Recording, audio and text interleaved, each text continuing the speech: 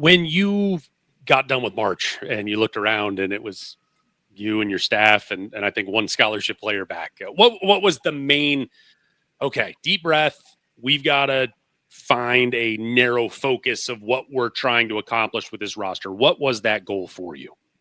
For me, to be honest, and it might sound crazy, I was excited. Yeah.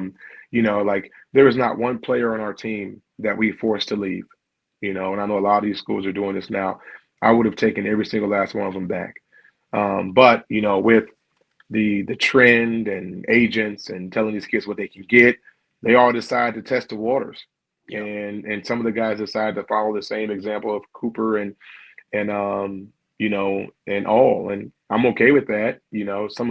Some guys want to just go to different places. They want to get away from Valpo, and I get that they want to go and see and their last year. But at the end of the day, when they made the decision to transfer, for me, it was excitement because now I can go and try to get better and try to improve. And I love every single player that's played for me from year one to year two. But we have to continue to improve because we won 15 games last year, and I didn't come just to win 15 games and to get to the semifinal.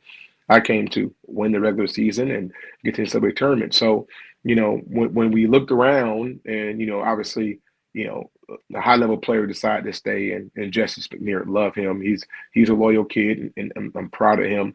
Jaden Watson, another kid that was a redshirt last year, has great size. He decided to stay, and then our walk-ons Nick Lombardi and Joe Vick. I mean, these are great guys that are a major part of our program. So we had those five guys that were still locked in, and I was like, hey, let's go out and just make the most of this and try to get bigger, try to get more length, try to get more size, and see if we can compete in the transfer portal. And we did absolutely that. And as an assistant coach, that was kind of my role. Like every year. I mean, we have to sign 10 and 11 guys. Like we had 11 new guys last year. This year we got 10 so far.